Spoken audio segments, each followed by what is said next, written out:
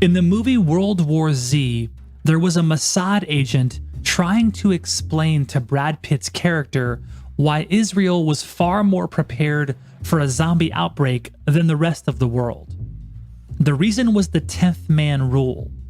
The agent explained that the Israel Security Council had 10 advisors who looked into big picture issues.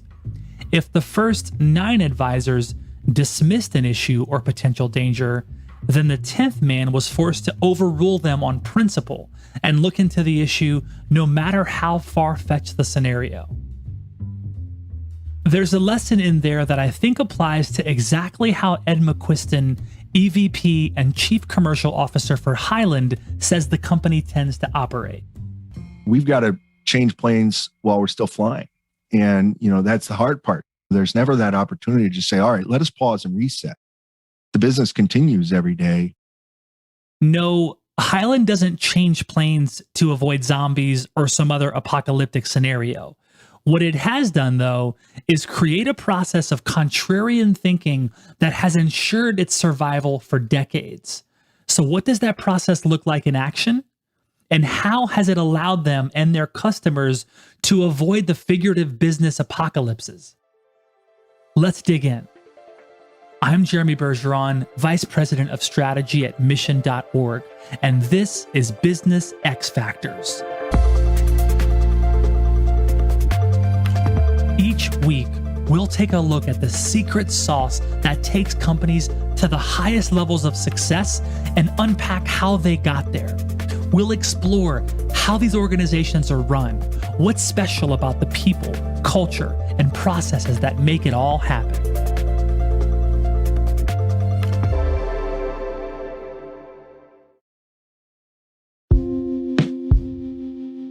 Sticking with the movie theme, when you hear Hyland's origin story, you might think it sounds more like an Aaron Sorkin drama. But this is no episode of The West Wing. In real life, the founders of Hyland had an idea. They literally wrote it on a napkin, and then they went out and made it happen. And guess what? That napkin, it's framed in the Hyland headquarters offices right now. In many ways, the philosophies that went into that napkin absolutely still hold true today, which was this sort of core belief that information just lies at the root of how businesses run, and making it available to people where they need it, when they need it, for decision making was really at the root of it, and that it should be easy and not complex. It should be accessible, always on. And I think that 30 years later, it's even more true. The difference, I think, today is the volume of information and the ways in which people want to consume it has just expanded exponentially over the years. But that root sort of belief lies in everything we do. Hyland was founded in 1991 to help companies better manage their data and information. In the mid-1990s, Hyland became one of the first websites ever, coming in at website number 23,500, which is actually pretty incredible considering estimates today say that there are currently more than 1.7 billion websites. And in the years since, the company has grown to focus on helping industries in a number of vertical markets and has worked with more than 19,000 companies around the globe. Ed parachuted into Hyland in 2001 after he got his start in technology, being a one-man IT department at Aetna. Right out of school, I went to work for Aetna Insurance. And my first day on the floor at Aetna in 1992 was the first day of PCs at their Tampa business office. They had nothing but CRTs to that point.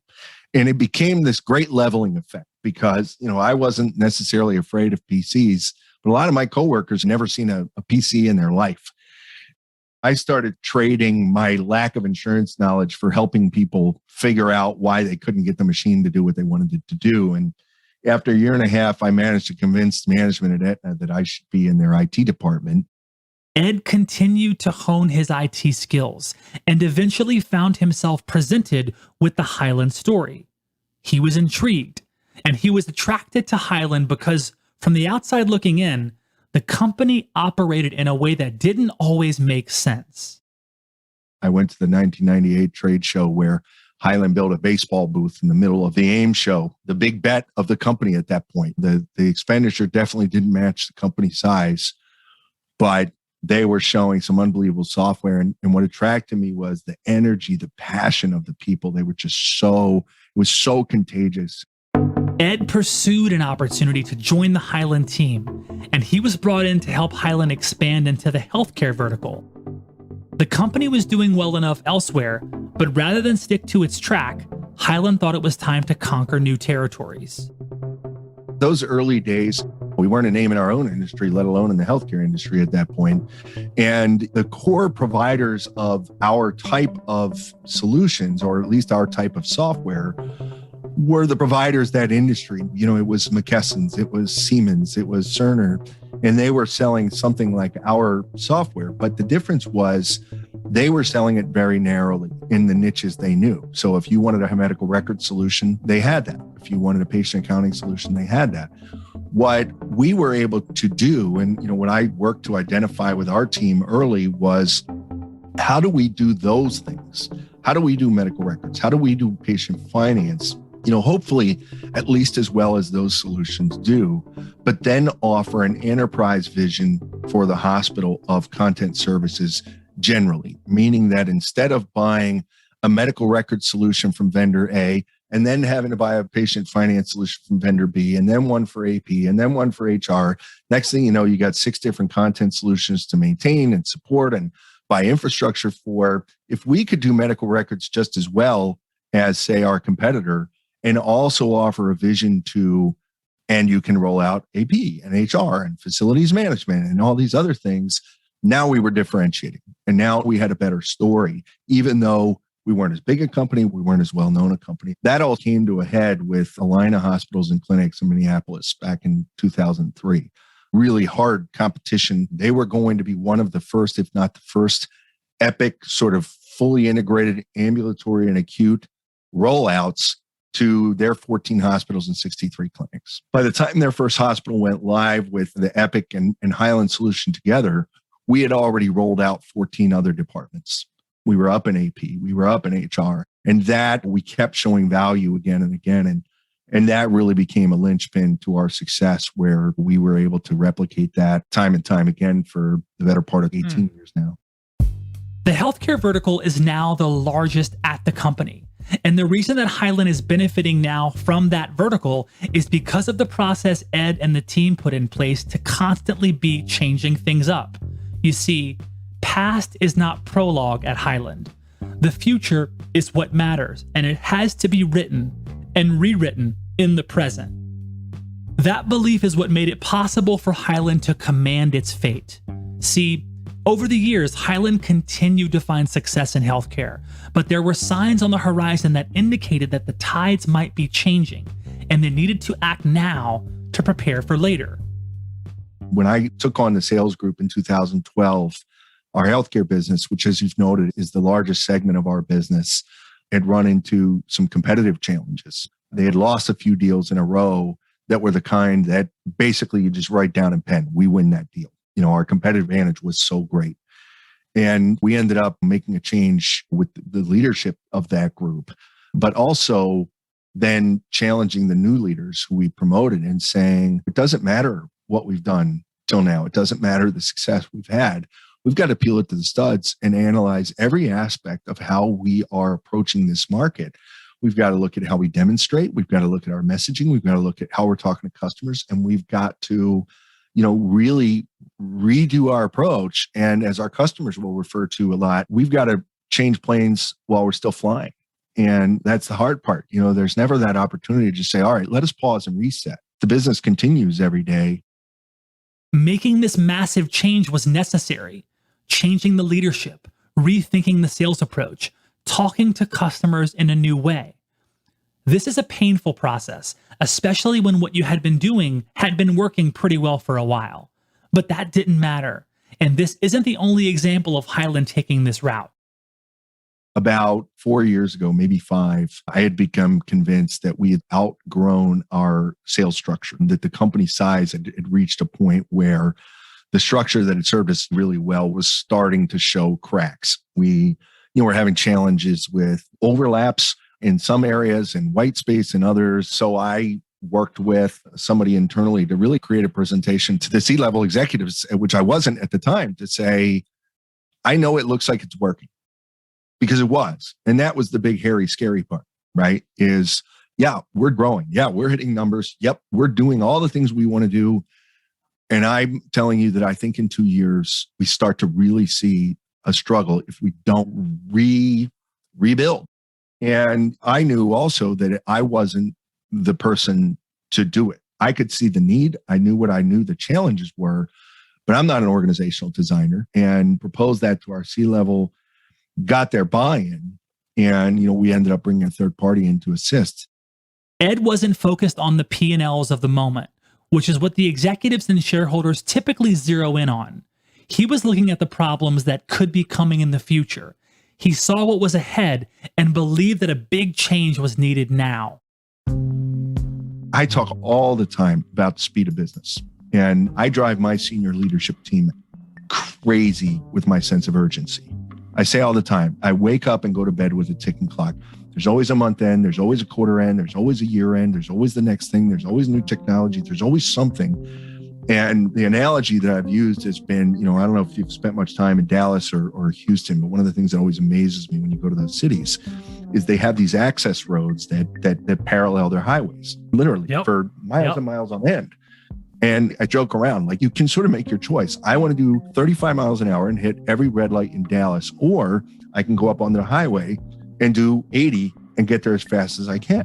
And my thing is, I don't want to be on the access road, and I don't want our customers to be on the access road. How are we doing 80 on the highway? That sort of sense of urgency that I feel is something that I'm not really joking, that I drive people a little crazy with internally. But I think that today, if you want to be in tech and you want to lead, it has to be ever present. You can't let your foot off the gas.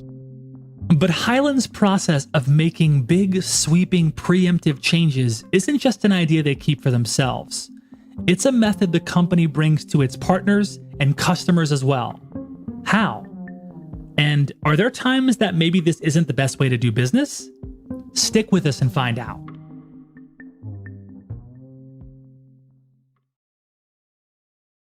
We all dream of having an easy life. Most of us want to get to a state where we can just sit back and not have to worry about anything. Business owners may sometimes feel that way too, but it's that ache for comfort and consistency that can actually turn into a poison pill. Comfort can quickly turn into complacency, which is a dangerous state to live in, especially when you consider the speed at which things change. That's why Ed and Hyland are never comfortable. They are constantly looking over their shoulder. Often you will find these very large Fortune 500 companies or 100 companies, the conversations they want to have when we do executive meetups, I talk about this all the time. I don't want to talk to you about your technology. I really don't. I want to talk to you about what keeps you up at night. Where are you trying to go with the business? That, may evolve into a technology discussion, but how do I help you if I don't understand what are your keep you up at night things? And to do that well means it's not just an executive discussion. It's having the idea of what we call enterprise advisors that sit down and talk about 3-year planning. What should this look like in 3 years? The 3-year or 5-year plan is critical because your nightmares today might not manifest immediately tomorrow. They might take a while. So when you look ahead, Hyland believes that you not only have to have a plan, but the plan may actually have to be contrary to what you're doing right now. You talked about this idea of changing the plane while flying, right? We're already in mid-flight, we're changing the plane. And I'm curious how you're doing that for customers. Like, how do you convince them to change what's already working? I visited a customer in Switzerland, a 100-year-old insurance company. They were everything you wanted to be when you thought about an insurance company years ago. Stable, had been around forever, financially viable, right? For all of us, when we looked for an insurance company, certainly as recently as, 10, 15 years ago, those were the boxes you wanted checked. If you were an offender bender 15 years ago, you get in the fender bender, you get out and you get a police report and you take it to your agent, and then the agent takes pictures of your car and you get an auto repair estimate and you send it all into the insurance company, and maybe 3-4 weeks later you get a check. And that was normal. That wasn't bad service. That was aligned with our expectations as customers. Today, I sort of joke, like, you get in that same fender bender, you want to be able to take a couple pictures with your phone, right? Hit submit on a sheet. Your insurance company, some guy pops up out of the manhole cover and prints a check off his hip side, printer. And I say it jokingly, but it's not far from what we expect.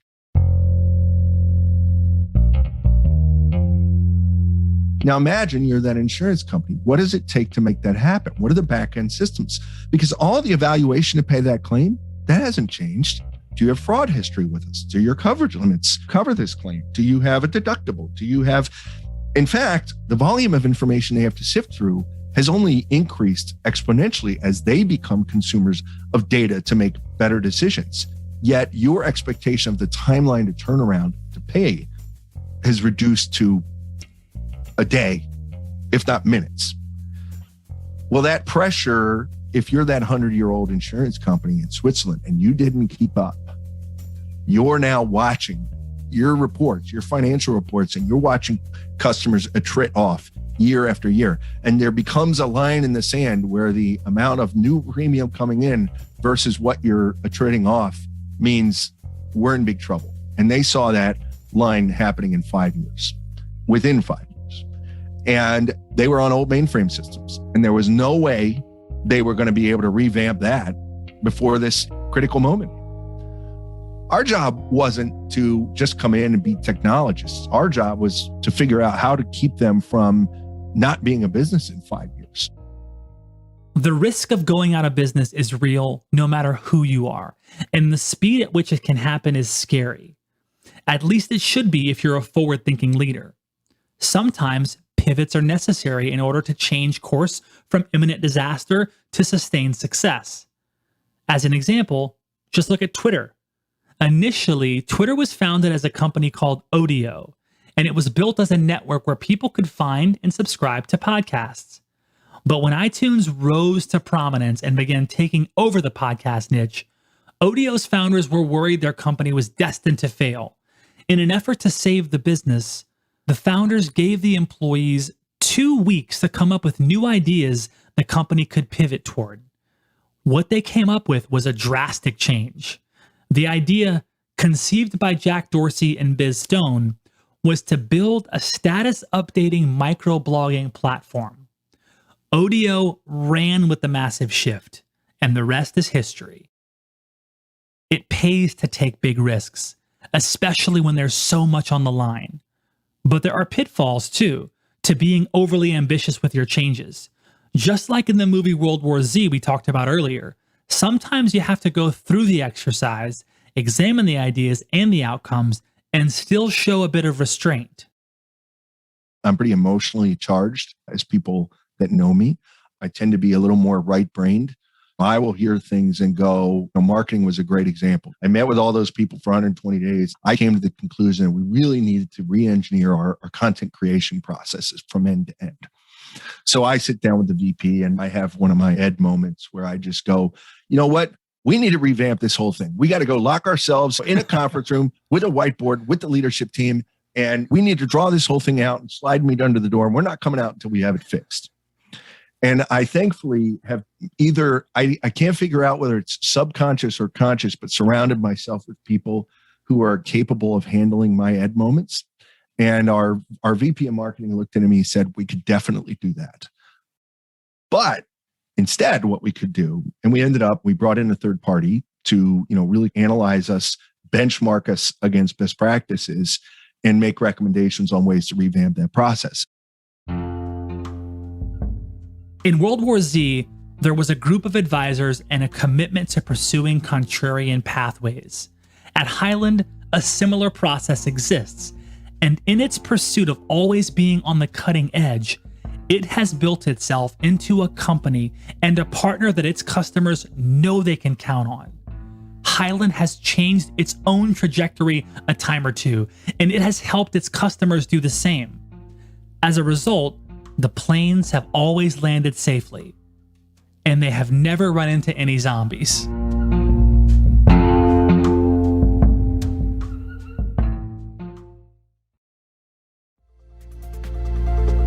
You've been listening to Business X Factors, created by Mission.org and brought to you by Hyland.